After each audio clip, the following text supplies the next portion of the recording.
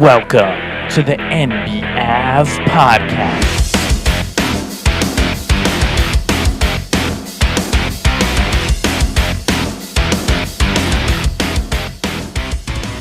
Let's break down the NBA action from the last day of January 31st. 10 games of hoops coming to you live on February 1st, 2024, already into the second month of the year. We started off last night with the Clippers beating the Wizards in a game that should come as no surprise to anyone. Clippers beat the Wizards. And then we have the Cavaliers winning another game, staying hot, beating the Pistons. Now, this game was really close, coming down to the wire. And this is a showcase game. It's not a showcase for Cleveland. Cleveland's playing great. This is a showcase. And this whole next week and a half, until the trade deadline, is a showcase for the Pistons and for any team that's looking to sell off some players to get some assets in hope of building towards a brighter future. The Pistons are trying to showcase Bogdanovich, and they're trying to showcase Alec Burks, amongst others. As the game is coming down to the wire, Bogdanovich, wide open three-pointer in the final minute or two for the lead. Misses it. Not a great showcase. You want the Pistons, if you own the Pistons, if you run the Pistons, you want Bogdanovich and Burks hitting shots and winning the game so you can go tell other teams, hey, this guy's a winner. If he can win games on my crappy team, imagine what he can do for your team with championship aspirations. Bogdanovich misses the three. Then you come down to the final possession of the game. Detroit has the ball, and they need a bucket. The final impactful possession, I should play. Detroit coming down to the end. Jaden Ivey has the ball. He's dribbling at the top of the left wing. I'm painting the picture for you here. Jaden Ivey dribbling, surveying. He hasn't yet made a move. Monty Williams calls timeout. Apparently, he didn't like the look. He didn't think they had anything going. There was still more than 10 seconds on the shot clock. So Monty Williams said, we got a timeout. Let's talk it over. We've messed up a lot of fourth quarter end of game situations so far this season, as exemplified by our record. Let's get this one right. Pistons inbound the ball after timeout where Monty Williams drew up a play. Ball ends up in the hands of Alec Burks along the right baseline, 2-point territory, right baseline. Burks dribbles, doesn't get a shot off, 24-second shot clock violation. What could Monty Williams have drawn up? What could Monty Williams have drawn up for a shot to take the lead when he called timeout? He knew how many seconds were left on the shot clock. Did he forget to relay to Alec Burks how much time was remaining on the clock for the possession? Or did he tell Burks and Burks just malfunctioned and forgot? Or is this just a form of self-sabotage by Monty Williams where he's trying to tank the game? Where Jaden Ivey had the ball, he could have maybe made a shot and scored, got something going to the hoop and scored. Monty Williams says, no. Jaden, you're playing too well recently. Let's take the ball out of your hands. Timeout, ball out of Jaden Ivey's hands. Let's give it to Alec Burks and tell him that the shot clock is at 24. He'll operate like he has a full shot clock, and then when he doesn't get the shot off, we turn the ball over, we lose the game. That's the conspiracy theory side of me. But how does Monty Williams draw up a play for Alec Burks? And Burks is unaware, a veteran player, by the way, a veteran player is unaware that the shot clock is winding down and he doesn't actually even get a shot off. I mean, how does that happen? So not a great showcase by the Detroit Pistons for Bogdanovich missing a three-pointer to give them the lead, and Alec Burks getting a play drawn up for him coming out of the timeout, not realizing how many seconds are left on the shot clock. So rough night in Detroit. The Bulls beat the Hornets in Charlotte, 117-110. And last night, we got a wake-up. Someone woke up. Someone heard the alarm. The alarm bell was sounding after 7 straight losses. And each game, the Miami Heat stuck their arm out, hit snooze, go back to sleep, back to sleep. It's not playoff time yet. And last night, for whatever reason, I can't tell you why, the Heat got out of bed. They got out of bed, they came to the arena, and they decided, why don't we play a good game against Sacramento?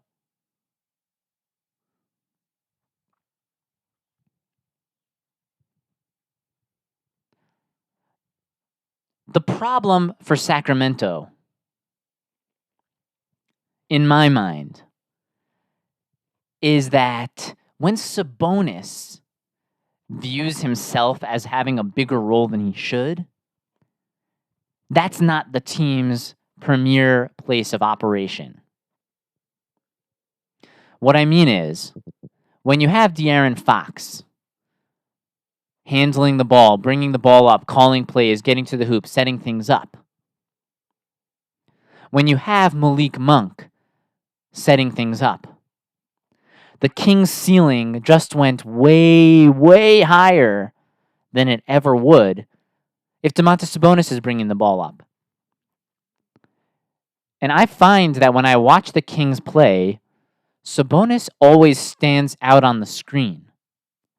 For whatever reason, it just seems like the ball finds him. The ball is inbounded, and for some reason, he's the one dribbling the ball up the court. For some reason, the ball always finds him in the center of the zone on offense. He's, looking, passing out, kicking out for a corner three. So much with Sabonis and his fingerprints on the basketball in the fourth quarter. But that's not where the Kings succeed the most. Where they would be a little better, in my opinion, is if Sabonis was concentrated on the smaller but pivotal details of rebound the basketball, defend, and use your slightly sized frame, right? He's not Joel Embiid out there in terms of stature. He's kind of this new age of center, a little bit smaller, but he can get low and he can get offensive rebounds. That's what I want from Sabonis if he was on my team. Do that. Because if you focus solely on that, you'll put the team in better position to win these close games at the end. When Sabonis gets an offensive rebound and goes back up and dunks it, it's monumental for this Kings team. Those putback dunks matter so much. They make such a big difference between winning and losing games. But he expands his role far outside the scope of what makes the Kings successful. And it was the same thing for them in the playoffs. He came up small, trying to do too much. But part of this problem is that he has a price tag, a hefty sum that's paid to him in salary each year, which makes you believe that, hey, if you're paying this guy that much money, then you got to give him that much more responsibility. I think we got to look past that. We got to say, no, don't be Domantas Sabonis. Don't do all the things that have been expected so far of Domantas Sabonis. Be Isaiah Hartenstein. Do less things, but do them very, very, very well. And that will impact the Kings' success far more than trying to be this all-around player. Do less, but do each thing better. Heat getting out of the lose column. First time in 8 games they achieve a victory. Victory on their home court. 115-106 against the Sacramento Kings, snapping their win streak. The Pelicans beat the Rockets. The Thunder defend home court against the Nuggets. Now, the Nuggets unexpectedly, they ended up playing without their star, Nikola Jokic. Not on the court last night. So that kind of takes a lot of the oomph out of the matchup between the Nuggets and the Thunder at the top of the Western Conference. Once you know that Jokic isn't playing. But the Thunder coming down the stretch. Let's paint the picture of the game here. Thunder coming down the stretch. Up by 10 points in the fourth quarter. Couple minutes to go. Shai Gilgeous-Alexander is trying to nurse this lead and take them to the finish line, to the point where it says 0 minutes and 0 seconds left on the clock. And he's doing this nifty little trick where when they inbound the ball, he's allowing the ball to roll before he touches it. Because as the ball is rolling, more and more time is rolling off the clock. We saw John Morant do this last season, and now Shai Gilgeous-Alexander is doing this. And I totally understand it if I'm Shai Gilgeous-Alexander. Because when it comes down to the end of these games, he is on his own out there. They do not have, and I've talked about this many times in the past, the Thunder do not have a bunch of shooters surrounding SGA at the end of these games who can be relied upon to hit shots. I mean, when they have Josh Giddey out there at the end of these close games, it's pretty brutal. Giddey has promise. He can pass the ball really well, and he's nifty, and he can get to the hoop a little bit, and he's young. He's young, and he's got a lot of potential. But as a shooter, I mean, he took a 3-point shot last night when they needed it that barely grazed the front of the rim. And it was just, if I was a Thunder fan, I'd be like, oh my God. I mean, that looked real bad. Wide open from the right wing, and he barely grazed the rim. Outside of SGA, at the end of these games, they don't have a lot of reliable guys to hit the three-pointer. They have SGA, and they have Dort.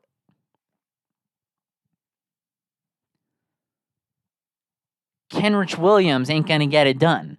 Chet Holmgren doesn't have that reliable three-point shot. More often than not, he misses at the end of these close game situations. But last night, he actually hit one, and it was on a second chance opportunity where at the end of the game, Thunder got off a shot. They missed it. They were only up 3 or 4 points at this. They were up 1 point. They were up 1 point when this happened. They got the rebound through great hustle, and they sent it back out to the left wing to where Chet Holmgren was wide open off of the rebound. And then he nailed the three, giving them the 4-point lead and enabling them to win the game. And when they did that, Shai Gilgeous-Alexander is just like, oh, thank God. Because he has to carry this team so incredibly at the end of these close ball games. It's just ridiculous.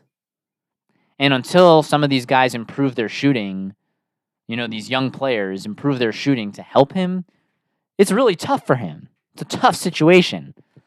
So I can understand why he allows the ball to roll up the court and just take time off the clock. Because it's not easy with 2 minutes to go. It's not easy for him to drag this bunch across the finish line with their limited offensive skill set. And they so nearly blew that lead. At the top of the Western Conference, you have some imperfect teams. You have young teams overachieving, like the Thunder and like the Timberwolves. Timberwolves who moved back into first place in the West. But they're not there yet. The Timberwolves struggle at the end of close games. The Thunder don't know where to go with the basketball outside of Gilgeous-Alexander at the end of close games. Those are the areas where these teams have to improve, and neither one really has a shot to win the title this year. The Thunder, in my opinion, are a little better than the Timberwolves because they have the better player at this point. SGA's proven at the end of close games he knows how to play. He's better than Anthony Edwards has been. So that puts the Thunder a little bit higher in my book. But both teams struggle for different reasons. The Timberwolves don't have a clear identity at the end of these games. They have Karl Anthony Towns, Rudy Gobert, Anthony Edwards all fighting for this position of what to do at the end of the game, really mainly between Towns and Edwards. And Edwards has been vanishing a little bit, uncharacteristic of the player who we think he would be. And the Thunder have the opposite issue, where they know who's handling the ball at the end of the game. They know SGA is the man. But when the defense collapses on him and the defense is defending Dort, where else does he go with the ball to a guy who can hit an open shot? And these are the reasons that are going to hold them back come playoff time. But SGA doing a great job of holding that lead as best as he could, and they end up with the 105-100 lead against the shorthanded Nuggets. The Magic beat the Spurs by 10, 108-98. The Timberwolves absolutely destroy the Mavericks, but the Mavericks were playing without their key players. They didn't have Luka play last night, and they didn't have Kyrie play last night. And if Luka's not playing and Kyrie's not playing, what do the Mavericks really have? Hardaway Jr. only scored 14 points last night in 32 minutes. So if you don't have Luka and you don't have Kyrie, and Hardaway's only going to put up a 14 for your team, I mean, it's a death sentence. It's over.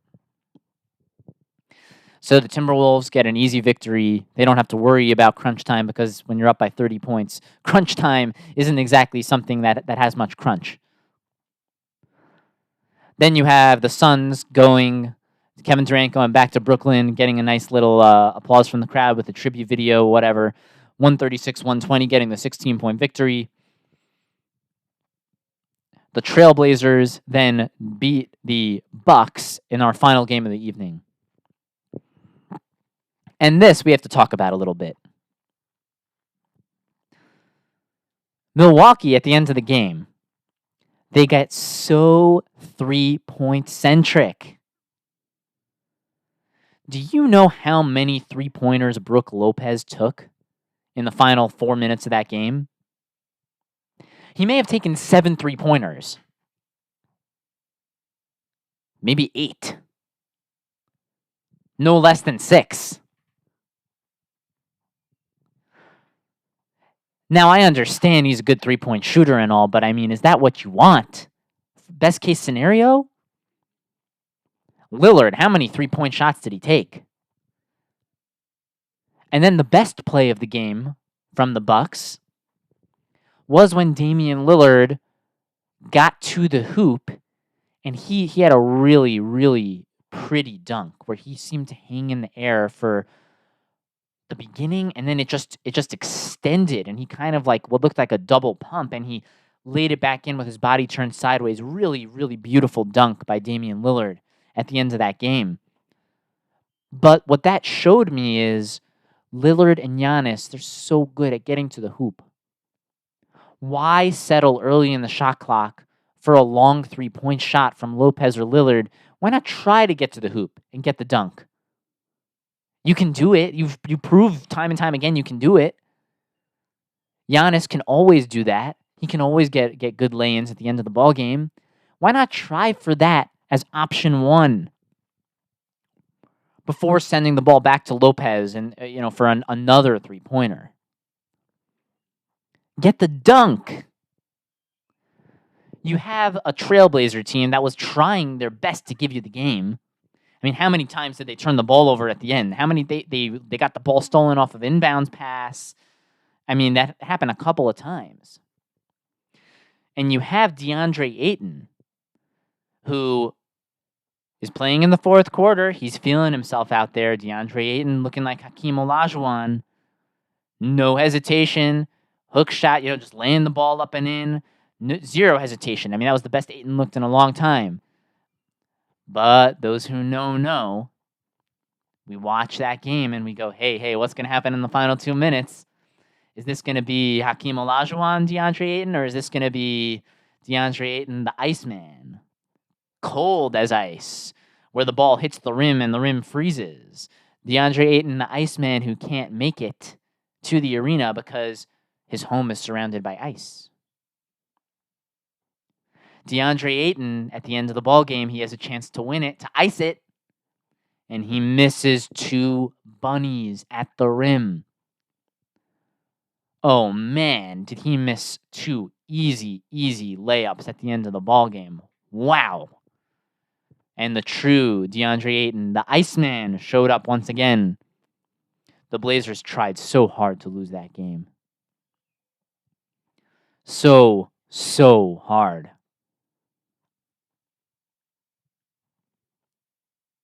But the Bucks, they come down to the final possession. The Bucks are down 1. They're down 1 point. So what do? The Bucks call timeout. Doc Rivers, we got Doc Rivers in here right now. Doc Rivers, the experienced coach, coming in to call a play. Let's see what he draws up. Let's see how they get to the basket down 1. Let's get a Giannis dunk. Let's get a Lillard layup. Let's do it. Go into the hoop. Let's get the lead. They call timeout, and Doc Rivers sets up a play for Brook Lopez to shoot a 3. He sets up a play for a 3-pointer when they're only down 1 point.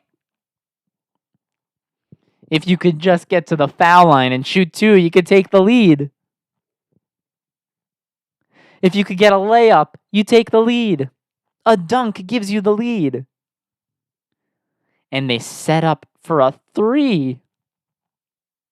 I mean, how does that happen? How does Doc Rivers come in to coach this team, call timeout with the game on the line, down by 1 single point, and not get something going towards the basket, not get an easy 2-point shot? They take a tough 3. Just bewildering. Is that why we brought Doc Rivers in? We fired Adrian Griffin to bring Doc Rivers in to shoot a 3 down 1? Wow. I mean, you watch a coach call a play like that, and you say, fire him. What's he doing? If I was Milwaukee right now, I'd say bring back Prunty. I mean, what is Doc Rivers thinking? And another abysmal loss for the Bucks, who were trying their best. The Trailblazers were trying their best to give them that game, and they couldn't pull it off. There's a lot of talk in the league, just in a couple of headlines. There's a lot of talk about the 65-game threshold for NBA players to win awards. It's coming off the heels of Embiid not playing, blah, blah, blah. The fans don't care. The fans don't care about the 65-game threshold. These are things the players care about. To the fans, it doesn't really make a difference if Tyrese Halliburton makes or doesn't make another $40 million. These are problems for the players to figure out with the league.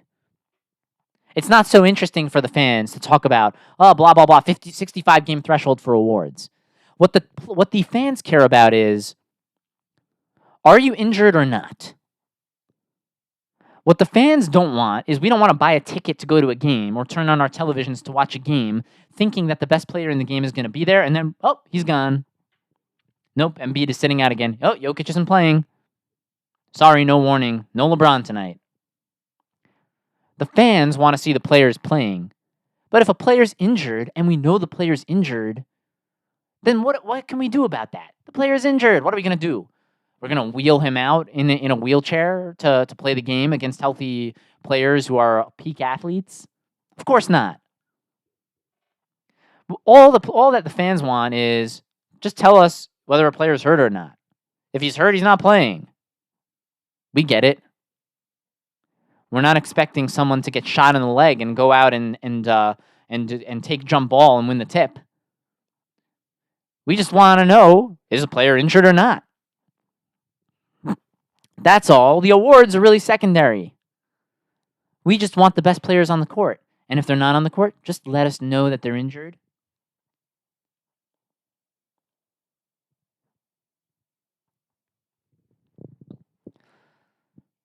I think that pretty much rounds it out in terms of last night's NBA action and some of the storylines. I was listening to another podcast and they were doing a little look ahead as to which teams can possibly win the NBA championship. And they listed 14 teams on that list for who could really win a title. I understand they gave some teams, a very slim chance, but they still gave them a chance. I mean, come on. But if you're giving 14 teams a chance to win the NBA Finals, then what is your list basically doesn't matter. Like, come on. What are we doing here? So maybe I'll make a real list, a concise list of teams that can really win a title this year. Maybe we'll do that on the next podcast. We'll see. But coming up tonight, we only have 4 games. It's just 4 games of hoops on a Thursday night. We have the Pacers going to play the Knicks. Knicks bit by the injury bug, but they're on their home floor. They're still absolutely hot as a smoldering torch. They've won 8 games in a row, 9-1 in their last 10. They're going to try to defend home court against the Pacers. Halliburton, did he re-aggravate an injury or not? We'll see. I don't know if he's playing tonight. But the Knicks should be a tough one no matter what. The Pacers play hard. Should be a good game no matter what. You have the Lakers going against the Celtics. The Lakers are hurting right now. LeBron is tweeting hourglass images. He's trying to tell the team, very little time. Make a trade, make a trade, make a trade. It's not something that Steph Curry would ever do. But, that's how LeBron does things. He's always putting pressure on the front office to make trades.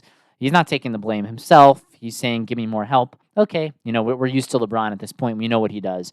And now they're going to go to a place where it's virtually guaranteed for them to lose, which is going to Boston. The Celtics at Boston Garden don't lose. And they probably won't lose again tonight.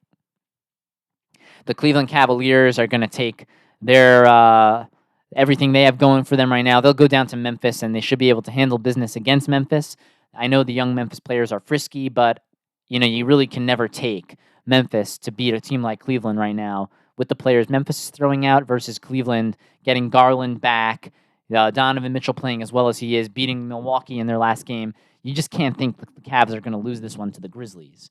And then you have the 76ers, losers of 4 in a row, going against the Jazz. This could be a good opportunity for the Jazz to get back on track. But for the Sixers, we need to see someone step up. Embiid is out. He's hurt. We know that there's frustration. Frustration with why can't he stay on the court? Why is he always injured? Forget about it. He's hurt right now. Who's going to step up? Tobias Harris? You get paid a lot of money. It's time to step up. Tyrese Maxey, let's go. Step up. They got to step up and snap this 4-game skid, or they're going to continue to tumble in the standings. Email your questions and comments to the show at NBAvenue. That's NBAVENUE. It also looks like NBA Venue if you break up the words like that. NBAvenue@yahoo.com. Follow us on social at NBAv and NBAvenue on Facebook and X. Give us 5 stars on Apple Podcasts and Spotify. And we'll catch you on the next one.